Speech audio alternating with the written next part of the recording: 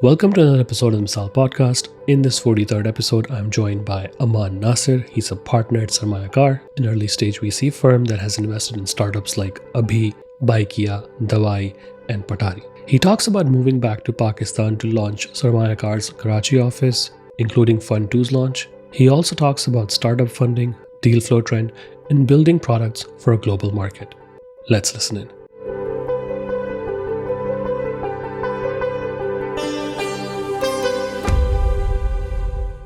Welcome to the Misal Podcast, Aman. How are you? I'm very good. Well, fantastic. Thank you for having me, Zaid. So I know we had kind of back and forth a little bit early on, but you joined me at the right time because it's almost 2022 is ending, and I would love to, hear what you thought about the year that was 2022. But before we could get to that, can you please tell me a little bit about yourself and what do you do at Sarmayacar? Yeah, sure, Zaid. Look, I grew up in Karachi, did all my schooling from here. And as with many of us, then went to London, studied the LSE, did my economics degree there, and then joined the corporate world there, initially with KPMG, and worked on the consulting side, so doing financial services on the VDD. Spent about 4.5 years with KPMG, did my ACA, and then went to Morgan Stanley, RBC, an investment banking career. So I've always been focused on financial services and fintech. So spent 6+ years being a sell-side M&A banker, working with some of the early stage neobanks, wealth management companies, non-life insurance players. Again, very intense work hours, working 17, 18 hours a day. So did that, and then I worked for RBS in their in-house M&A side. So deploying, they had about 6 to 7 billion of excess capital that they wanted to deploy, look at further M&A opportunities. They hadn't done a big deal since the ABN AMRO debacle. So did a couple of fintech acquisitions for them, sold their business from the Republic of Ireland, and looked at across the group any acquisitions. So having done that and spent about almost 16 years in London, I had, during the middle of COVID, reflection on life, on where I want to be in the longer run, whether I want to spend the next 20 years in London or not. And I think it just makes you a self-realization as to what you want to get out of life. A number of my friends had moved back to Pakistan, and as human beings as well, I think we crave change and a challenge in life. And I'd known Rabil since the London days, and he had reached out earlier around potentially launching a Fund 2 and moving back and leading the Sarmayacar presence out of Karachi. And after having thought about it, took the plunge. The first question I always get asked when I meet someone in Karachi is, why would you move back at this time? But I think that can be true of any point over the last 10 years around that. So I lead Sarmayacar's presence out of Karachi now. We're in the process of launching our Fund 2, opened our Karachi space, and really it's to have local level connectivity, taking that longer term view on Pakistan. So I'm very excited to be back, and what I've seen over the last few months since I've been here 6 months is the real energy. And yes, we can touch on some of the noise and how my reflections on the ecosystem have been. But I'm very excited about the future. You mentioned Sarmayacar is about to close the new fund. What is different from this fund to the previous fund? Like, is there a change in the fund thesis, or are you going to double down on investments that you already made? So look, over the last 12 or 18 months, when our fund, we were the first one fund in the country. So the top of the funding was being filled in Pakistan. So that was primarily focused on pre-seed, seed opportunities. We think there's a gap now for our Fund 2 at that Series A stage. And in pleased to our strength as well, we've got the biggest team on the ground, Karachi, Lahore presence, and we're set up now. Our ethos and backgrounds on banking, private equity experience is set up to do due diligence. So we feel that's where the risk-return trade-off is favorable for us. And especially the companies that have been funded, the 80+ that have been funded over the last couple of years, many of them will require capital, and the founders that are able to navigate this period where the capital is not flowing freely, there'll be quite an attractive entry point early next year. So our broad thesis remains the same, which is the longer-term digitization opportunity of an extremely large, young consumptive population, moving those consumptive patterns to digital-first avenues. But for us, we want to play a stage later at that Series A stage. And the fund two will be starting from a clean sheet of paper. So we're not looking to just invest into our first funds companies. There will be clear governance around that if it does happen, but we'll be looking across sectors. I think there are a number of interesting verticals that are opening up as well. If you look at fintech, what started off with mobile payments and payment gateways, now opening up other avenues from neobanks to insurtech and wealth and savings platform. Again, in similar other industries such as agri, health, education, I feel those are large markets where some of the startups haven't really scaled up yet, and those are attractive opportunities that we want to be increasingly looking towards. Again, clean tech is another area around climate and clean energy. So I feel there are lots of fundamental problems within Pakistan across sectors with recurring customer needs, which our fund two would be focused on. And we're very focused on capital efficient models rather than some of the high burn models that are being funded over the last in the peaks of 2021. Since your fund one might have included a lot more foreign investors, has that changed for fund two? Do you have a lot more Pakistani LPs? Has the appetite in Pakistan changed when it comes to investing in startups? No, so we were roughly 60-40, I would say, in terms of the mix of international versus domestic investors for fund one. We think the mix will broadly remain the same for fund two as well. We're in discussions with a number of institutions outside of Pakistan, trying to get a number of new institutions on board as well. I think locally the challenge has been some of the traditional families that had been on the sidelines and then see their airlifts of the world and some of the other failures. It's become more of a challenge to convince them that the startup ecosystem works, and I think if you compare it to other emerging markets, there isn't the larger institutions, apart from maybe some of the banks locally, haven't really participated. So if you think about in India, for example, who are the largest local institutions? It's the government of India has invested over $1 billion in VCs. It's an anchor investor in over 60 VCs. The life insurance companies, because of asset liability matching, it's a perfect asset class for them. But because of regulations, that's not they've not participated in Pakistan. So we're confident. And again, it's incumbent on us as well to educate those families and unlock local buckets of capital. But I feel broadly it's going to be a similar mix for Fund 2. So yeah, let's talk about 2022. We had a 2021 was amazing for the ecosystem, record funding and everything. 22, the funding is still there, but the deal flow has gone down significantly. So what do you think, if you had to reflect on your 2022, what do you feel where the market was and where it's going now? Yeah, look, obviously 2022, not just for Pakistan, but across the world, it's been a challenging year for all asset classes, not just VCs. So if you look at the VC investments, it's come down for almost 40%. That's the largest decline in over 2 decades globally. In Pakistan, I think it's been accentuated by a combination of local factors as well as the global macro environment. Obviously, 2021, and before that, we had 14 years of cheap liquidity, close to zero interest rates. So investors are willing to wait 8 or 10 years till profitability. Obviously, that equation doesn't work anymore, and there's real cost of capital. And if you can make 6+% on a fixed income, then to take that risk in a high risk asset class VC and frontier market VC for that matter, that requires a lot more convincing than it did last year. So that equation has changed. But I think what's happened in Pakistan, especially combine the global macro with the larger investors and larger funds grappling with their own portfolios, the SoftBanks and Sequoias and Tigers of the world will be managing their own portfolios this year rather than considering seed, unless there's a really incredible opportunity that comes up. So it wouldn't be front of mind as it was, say last year.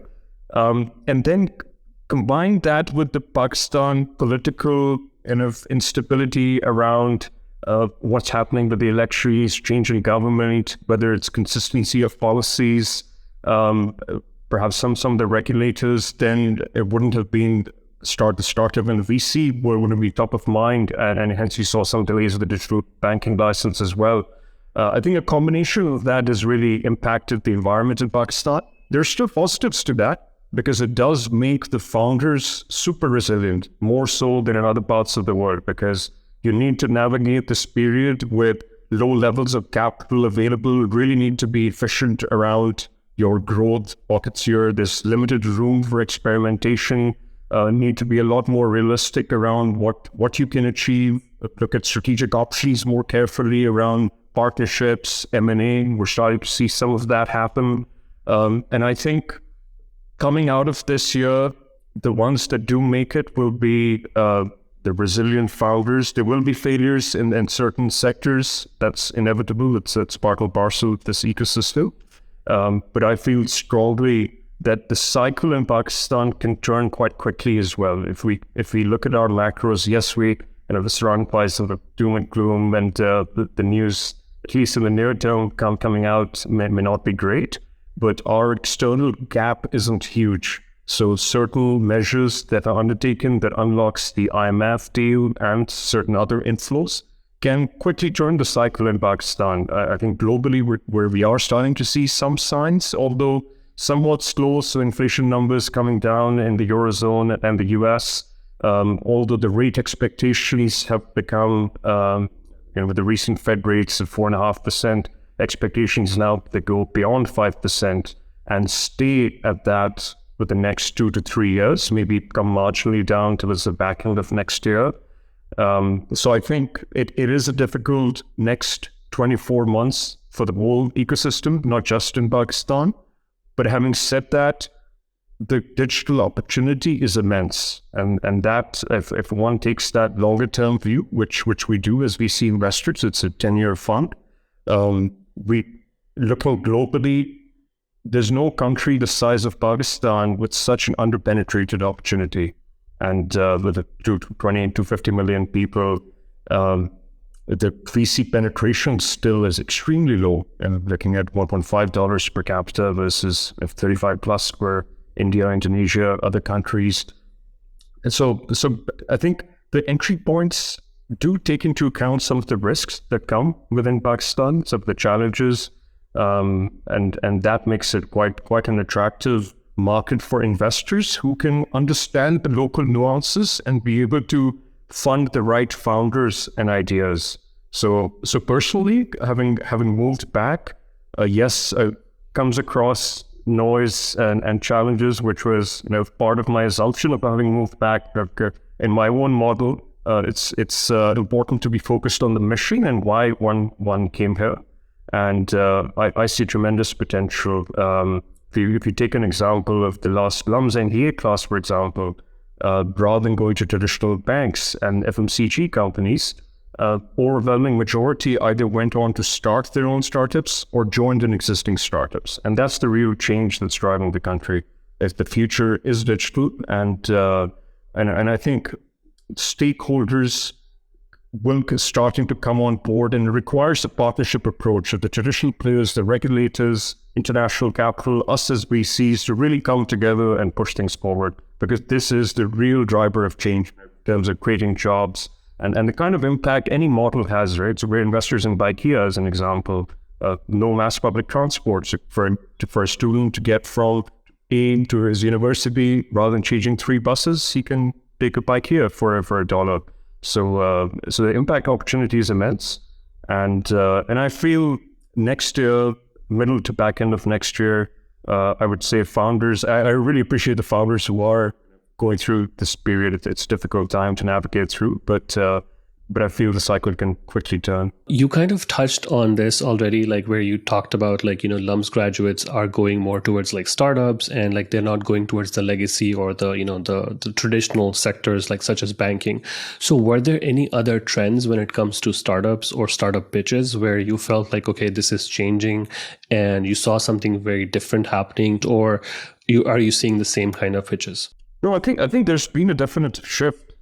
Because it was also certain perverse incentives where VCs wanted to say, see continuous growth, and we're paying for that increase in GMV. So there has been that shift where there was that continuous shift towards pitch decks just only showed growth in GMV without actual focusing unit economics. There were certain cases where we would ask for that, and we would get certain resistance from founders because other investors weren't asking for it.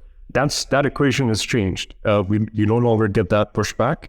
The pitch decks and the conversations are now a lot more around less around growth, but also around what the unit economics are, what the plans to turn profitable, break even, that pathway around what use of capital is. So that capturing market share of VC money, subsidizing the consumer, and then hoping that you can pivot 2 years down the line and find that product market fit and make money. That doesn't happen anymore. It's no longer, the founders have understood that as well. And I think the VCs are a lot more focused, which is not necessarily a bad thing. There's a bit more realism, realizing that there's a cost to the capital. And often what happens is that VC subsidization ends up creating a market that doesn't really exist. Because the moment we're, as Pakistanis, we're very cost-conscious consumers. So the moment you start increasing prices, the customers may no longer be there.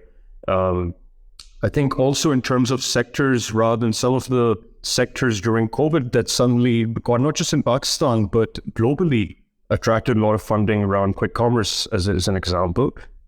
We see less of those now, seeing a lot more other verticals. I think given the nascent stage of the ecosystem, a lot of the startups were around marketplaces initially, connecting teachers and students, or the doctors and patients. And now you're starting to see the next stage as part of the evolution of the ecosystem. So as a fintech is an example, as I mentioned earlier as well, around insurtech plays and pensions platforms, more nuanced supply chain financing as an example, where there's a real moat to the business. They may not be the sexy businesses that are out there and the shiny suit wearing ones, but these are real credible businesses that do make money and perhaps maybe a bit boring as well. But they are disrupting those traditional industries, and we like those actually. I wanted to ask you this about, there is this one deal that Sarmayacar did, Revolving Games, I believe. That's a startup that's not based in Pakistan, but it's founded by Pakistanis. So has there been a little bit of a change, or was this more like a opportunistic play? Yeah, so look, we knew the founders well from before. We have certain criteria around backing businesses. The majority of their employees are based out of Lahore. The founders are Pakistani. Again, that ticks our boxes. You see the market and what they're building in gaming, that has global appeal. We're very excited to have backed them. They've continued to attract a lot of interest from international investors. Partnership and the games they're producing, partnership with NBC, Universal, Battlestar, Galactica themed one, and Skyborn Legacy, which is their own. So we feel that there are certain businesses that have a global play. So certain SaaS models, as an example, if you can prove it out, then that has a global market that you can attract. Metric, the accounting app, as an example, it has customers over 100 countries. So it really depends on the kind of business model it is when you think about whether you have to first just target Pakistan or go global. If you compare that versus a more traditional, or wouldn't say traditional, but a fintech lending play as an example, you really then need to focus on your core market like Pakistan and show that the product works, that you understand how the lending would work, what data you're analyzing, ensure that the foundations are correct, and have focus on smart growth rather than try and expand into a market that you don't understand and end up making decisions or taking certain exposures that come back and bite you. So I feel it really depends on the model, whether in the decision to stay local or expand globally. But to go to other countries without having established or shown or establish the foundations in your core market would result in unnecessary burn. Often there are no network effects and you have to start from zero. There's a lot more competition as well. So it is a fine balance when one thinks about, you do want to show a larger market from the startup's perspective, but needs to be balanced against ensuring the core product does work. Do you have any thoughts on when startups maybe pitch to Sarmayacar, if they are building, for example, for like you said, globally, for global audience, for global customers, do you feel that in Pakistan, is it possible right now, especially, to build something at that scale, being completely in Pakistan, like without having offices abroad or HQ abroad? Is that possible to do something from within Pakistan? I would say so. I mean, look, it really depends on the kind of product that you're trying to build, but the quality of engineering talent that you find here is phenomenal, and that's the kind of feedback we get from some of the international startups and VCs as well. I wouldn't say that the next disruptive global technological innovation is going to come out of Pakistan the way we've seen data analytics in Israel as an example. But I would say there are certain products that can be built in Pakistan which have a global appeal. It's just targeting a niche. I would say that's definitely possible. When it comes to we touched on a little bit of the political turmoil that's in the country. So when it comes to certain policy decisions that the government has to make, whether it comes to State Bank of Pakistan or any other agency, did you see any movement on any regulations this year? And what, if any, progress was made in anything that was maybe passed in the previous years? I know there was a holdco legislation that passed, and that kind of helped a lot of startup founders within Pakistan incorporate abroad and all that stuff. So has there been anything similar since then? So you're right, Sahib. A number of those regulations have been certainly very facilitative of the sector. You mentioned the holdco one that certainly enabled a lot of the international capital to invest in these startups, because it solves the problem of once there's an exit, then it's the holdco then remitting funds to an international player. There's things like the digital banking framework. Again, that's an area where Pakistan is more progressed versus certain other emerging countries such as Egypt, where such a framework doesn't exist. Yes, there has been some delays on that front, but somewhat understandable given the regulator was battling the FA on the FX front and may not have been top of mind. But I think broadly the regulator and the other stakeholders do want to encourage investment into the sector. As I mentioned, it's the most impactful, creates the most impact, creates jobs. So they do want to be facilitated. There are a number of areas that they could perhaps be able to, in a number of regulation perhaps that they could enact to incentivize further investment into the sector. As an example, in the UK, you have the VCT and EIS scheme, which enables tax deduction for any individual or institution to make investments into early stage startups. You end up getting, if you've made an investment of £100,000, you get 30% or 50% of it back on that investment, and it's capital gains deductible as well, or income tax deductible. So it's regulations such as those to really drive greater investment. Again, I mentioned, give the example of the life insurance companies enabling larger institutions to be able to invest in the ecosystem would certainly really be beneficial. And the other thing would be ensuring a crackdown on the cash economy. That is one metric that has really increased. So 2 decades ago, we were at 8% of GDP. Today, cash is at 20% of GDP.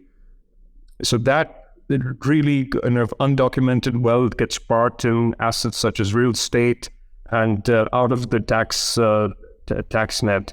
And when the kind of companies we back, those encourage digitization and if there is a way, I know India took an extreme measure in terms of demonetization. Not sure that quite works in Pakistan, or ready for that here to it.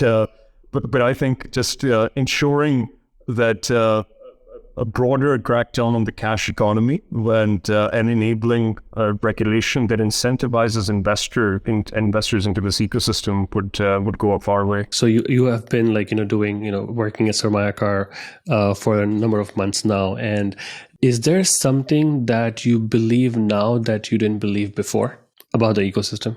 So I think coming afresh. So from an outside in perspective, I would read the news and see what was happening, the various races, but having come back, I think that there are positives and negatives. So on the positives side, I think there's a real buy-in from key stakeholders that this is the future.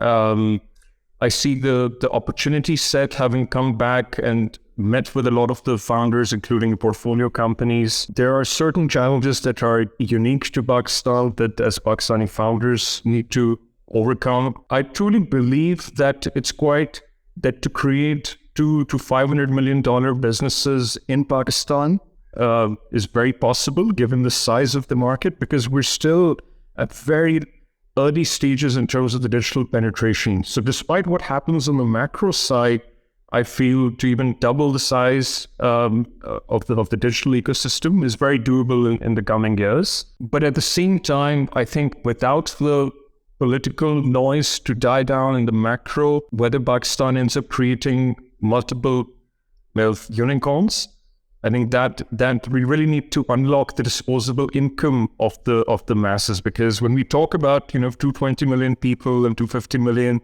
a lot of the startups are focusing on the KLI core markets.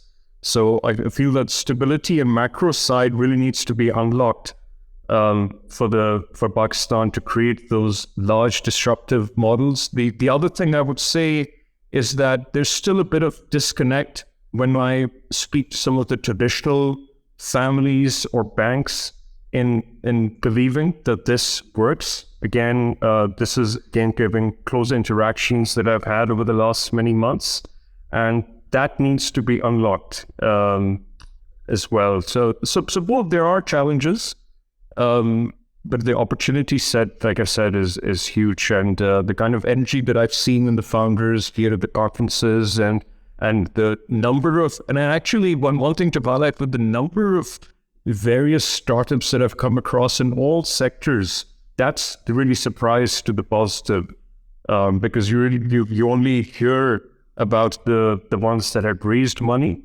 but I've now looked at almost maybe 300-400 plus startups across all sectors, and some need more guidance, some are more progressed.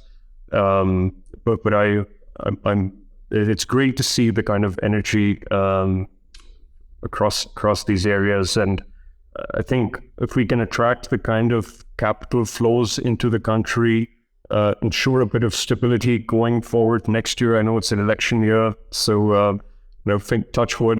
I think on the macro side, I think things remain well. But I'm very excited to have come back, both from a personal and professional perspective. I think there are pockets of really credible founders around in the country that does inspire both.